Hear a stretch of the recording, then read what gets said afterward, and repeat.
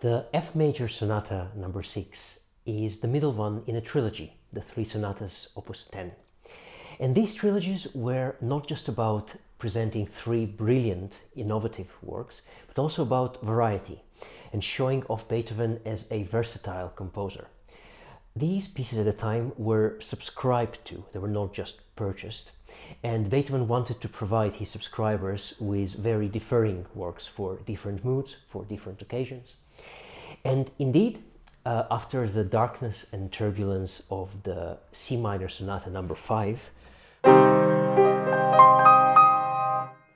and the unsettling finale which finishes it, and before the complex, mature masterpiece, which is the D major Sonata number 7, our Sonata number 6 in the middle is a wonderfully witty, compact work.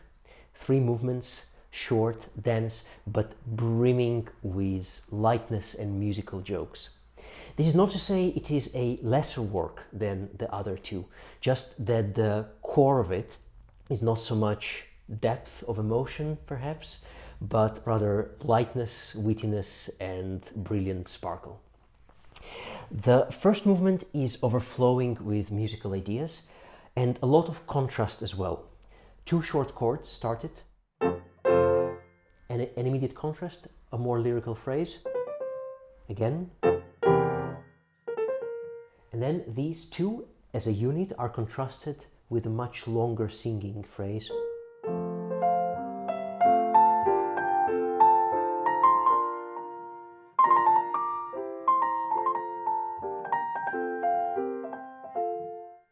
Then he comes back to the opening,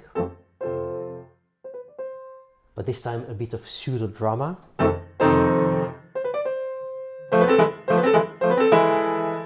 And after this slightly unexpected key change, he jumps into C major, which is completely not related.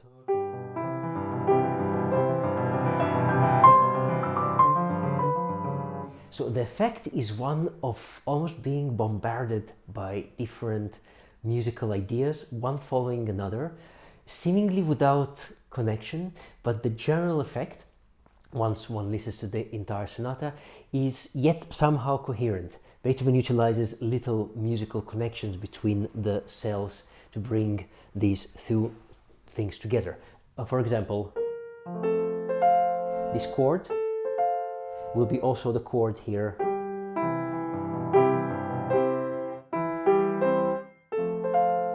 And of course it is a different rhythm, and yet this kind of little links between the seemingly incongruous transitions is what allows the music to stand together.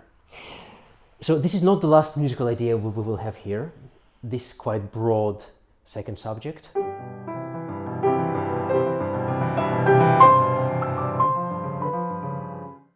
And one thing to point out, not just the difference of ideas between the little groups, but even within each idea, the contrasts, starting piano,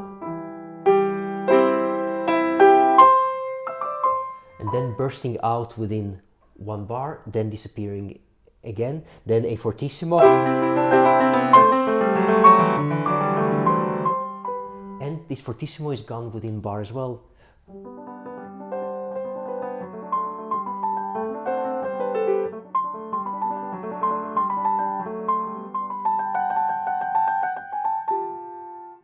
Yet another idea.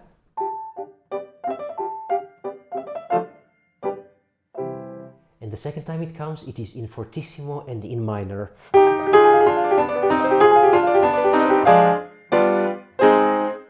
But this also leaves only 4 bars. And we get yet another idea in the closing section, which is even more joyous and joyful.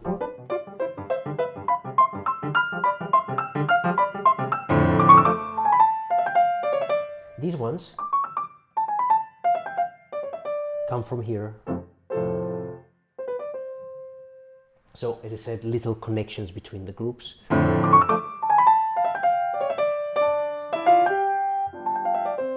And yet another idea. And once again, a dramatic contrast.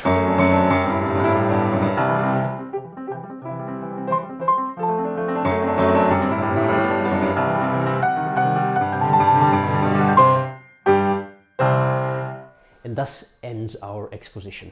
So if we were to count the motives, we have one idea, second idea, third idea, fourth idea, which is related a little bit to this and yet its own thing, fifth idea, sixth idea, seventh, and eighth.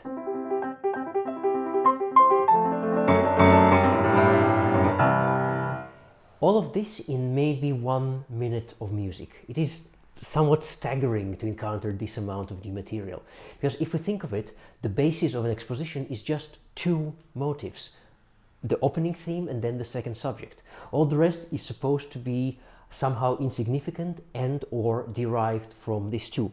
And yet here he feels absolutely no problem with showing us such generosity in what is otherwise a very light and unserious sonata. And then he does something even more extraordinary. After the exposition comes the development, in which the composer is supposed to develop the themes which he introduced in the exposition. And usually when we have two themes, it will be a development of both, maybe a combination of both, a contrast, a clashing. So Beethoven here has, as we just saw, 8 ideas to choose from. So which one does he develop?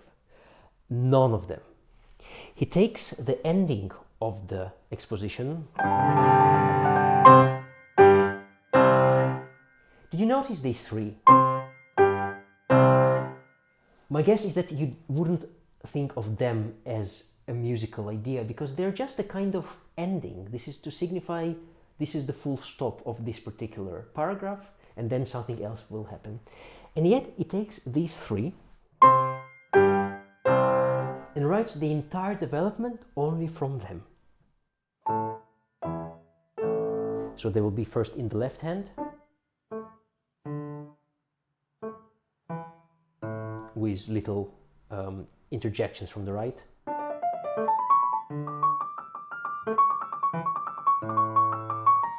Now in the right hand.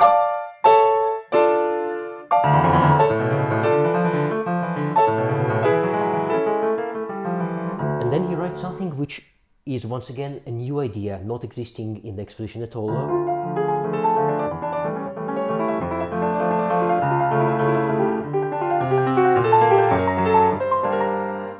So even more new material. And then when he comes back to something we know, it's once again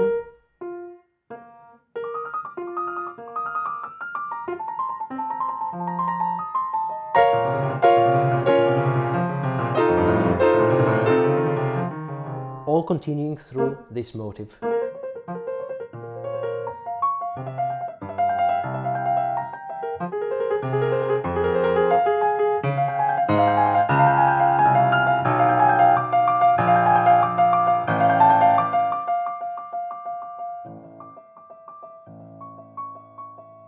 And he ends the development, which was developing just these 3 notes, and we are ready to return to our opening theme, and indeed he does that.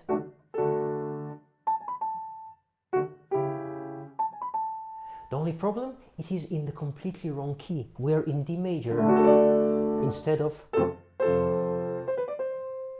And all the sketches which we have from Beethoven for this sonata, interrupted sketches, all show that he got to this point with the idea of ending the development in the wrong key, in D major. So this was another musical joke. And when I think what interesting jokes Beethoven had. But jokes work when they upset expectations, any kind of expectations.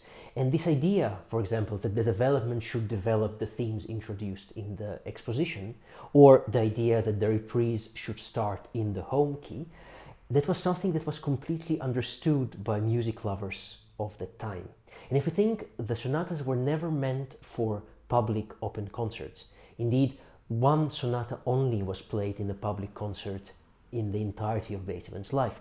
These were meant for music lovers, for connoisseurs, for small salons, little concerts, usually people who would play themselves. So they would be it would be in on the joke, and that's why Beethoven felt that this would work as a musical joke. He prolongs it quite a bit. It's not just two chords and then he goes back to the right key. Listen to this.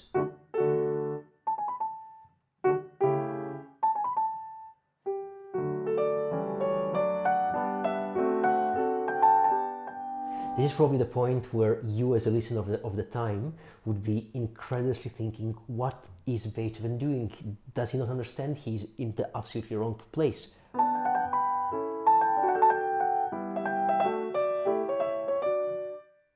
But then he writes two bars of rest, as if like he himself thinks, where am I? What should I do?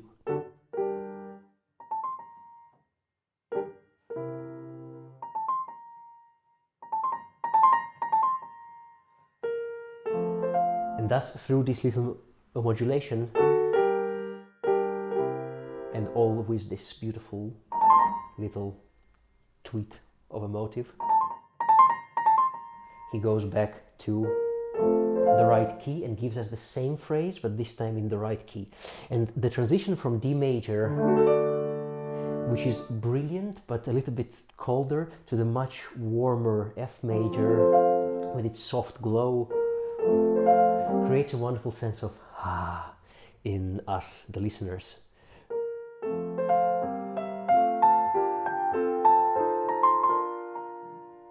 And then the reprise repeats all the motifs which we encountered in the exposition. Some of them are developed a little bit further. I will not stop on that, but the generosity of motivic invention which Beethoven gave us in the exposition is fully repeated in the recapitulation until we finish with this very loud and extrovert ending.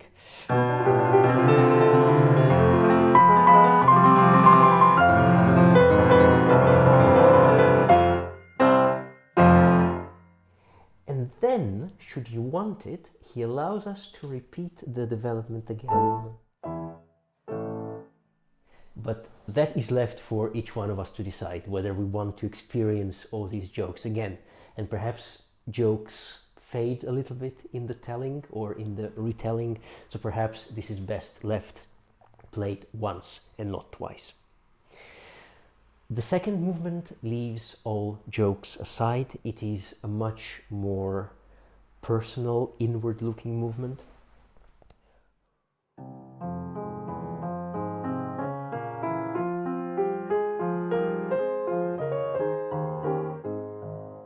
This kind of parallel motion where there's emptiness between the hands, and this emptiness is filled with the little harmonic outlines.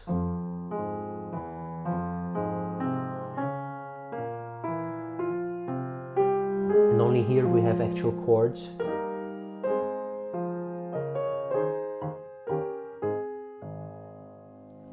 There is a strong question about which tempo to choose for this. He writes it allegretto in 3/4, so we could in theory count it in 1-2-3, which would give us this kind of tempo.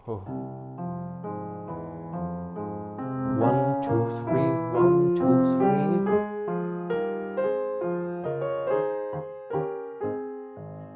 Or we could count it in 1, taking each bar as 1 unit.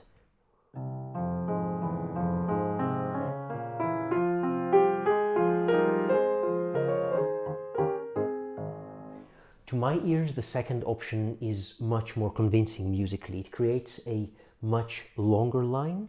It doesn't stop so much on each note. And jumping a little bit ahead, in the middle section, which is in D flat major, the movement is much slower in terms of harmonic change. And if we take the very slow tempo, then we get really stuck. So the music there is...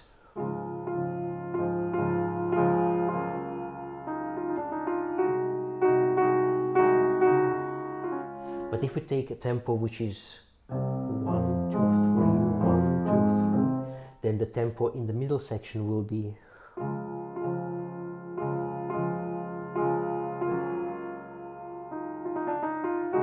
which I think you'll agree is too slow for this kind of music, where the same chord is repeated multiple times, whereas taking a tempo which is more flowing in one,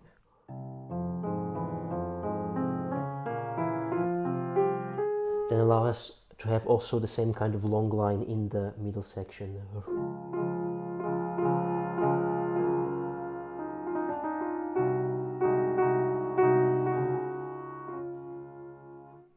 But to go back a little bit to the beginning, there is a strong sense of pleading here.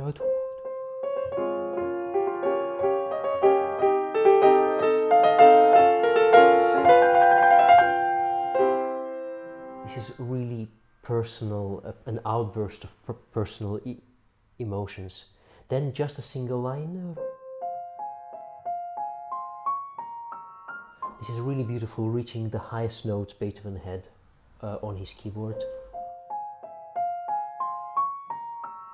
And then the second voice enters, repeating what the first voice played,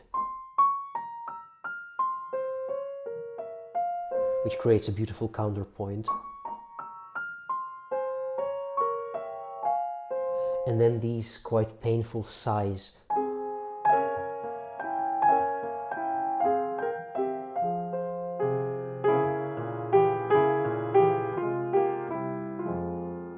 And then there's a kind of closing phrase, also very personal. He reaches fortissimo in this one chord.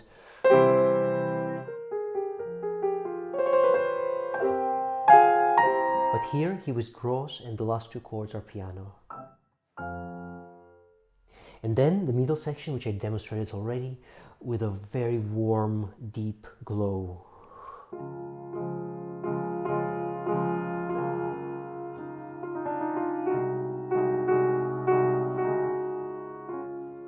In my opinion, from an interpretation point of view, the mood here is not so much of relaxation, but rather of emotion which is for now being kept under. There's still some kind of inner tension there.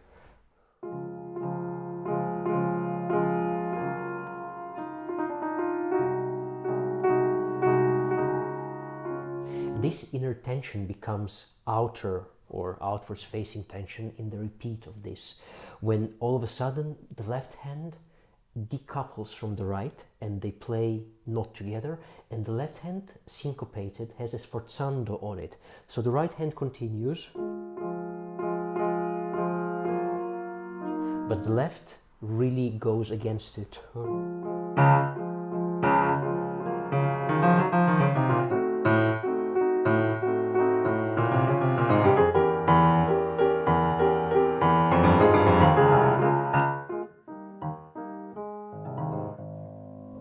So as you see, something which could have been relaxed actually is exposed as a lot of tension inside it.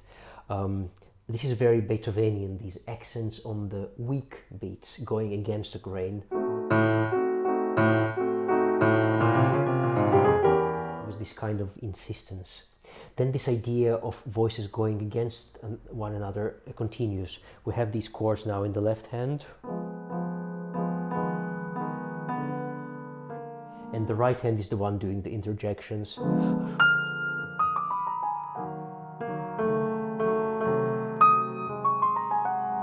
And again they swap.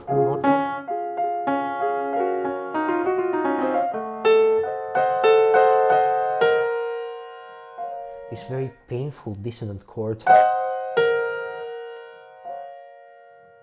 But the ending seems to go back to the initial opening of the middle section, so quiet and subdued.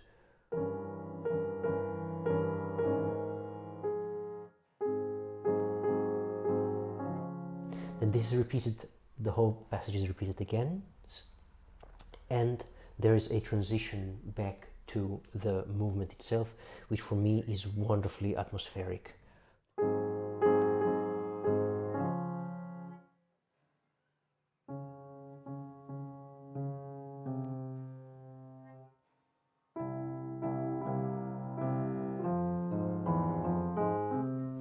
Two things to note here. First, the single half step down from For me, emotionally, this is really strong. It is just a very close distance on the keyboard. In fact, it couldn't be more close. It's just half a tone. But the feeling of exhaustion, weariness, some kind of defeat, which is embodied in this single half step down, for me is very tangible.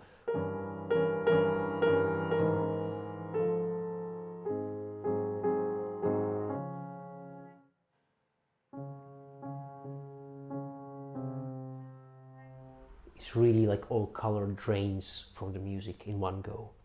And then the other interesting thing is that how he connects these two motives. He has, and he has this. So he overlaps them, that the last chord of the connecting motive is simultaneously the first chord of the next.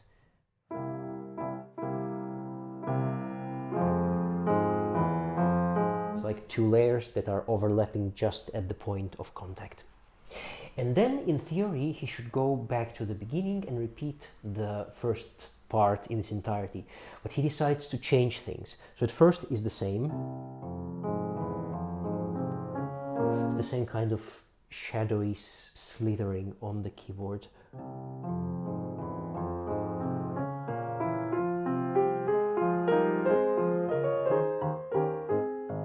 But now he uses a really simple idea of offsetting the right hand from the left by half a beat. And all of a sudden this latent tension bursts out. So instead of, the right hand will now play half a beat later. But then together with the slightly faster tempo we get something all of a sudden very energetic, almost boiling.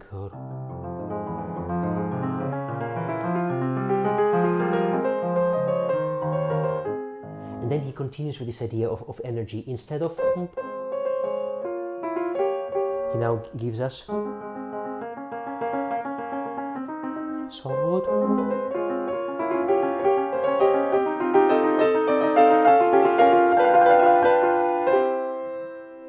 The same idea of two voices where previously we just had. He now adds the second voice much earlier.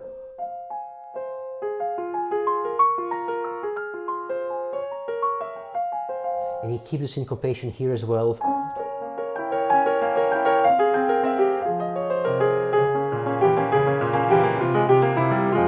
Which altogether makes the repeat much more dramatic than the first time it comes around. And it is very clearly seen at the very end. You might remember we had this. So it's the same idea.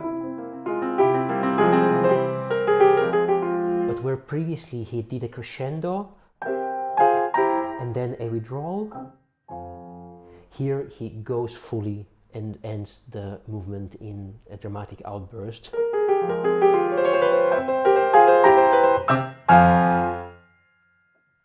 So same material developed in different ways. For me this is perhaps the strongest movement of the sonata, its emotional core, very powerful. But then the finale completely effaces whatever darkness or sadness we might have felt. It is a fugato, a fugal movement. That is to say, it starts with one voice, then a second voice comes in with the same motive, then a third. But once again he goes back to the idea of writing everything wrong, like he wrote the reprise of the first movement in the wrong key. And he writes the third voice before the second based on the rules of academic fugal writing. The motive itself, kind of packing motive. And then in theory the second voice should come in the key of the dominant. He does that, but he does that as the third voice, whereas the second voice continues in the opening key. The third movement is wonderful to play. It is the kind of movements which Beethoven loves putting in finales. He does it quite often for various combinations of instruments. For example, just off the top of my head, the finale of the C major Razumovsky string quartet. These movements where there is constant energy being generated by the music itself, a kind of perpetuum mobile. So this idea of the pop pop pop pop pum, which keeps going from the beginning until the end. It is wonderfully short, less than 2 minutes altogether, but it is sheer joy to play, and I think also to listen to.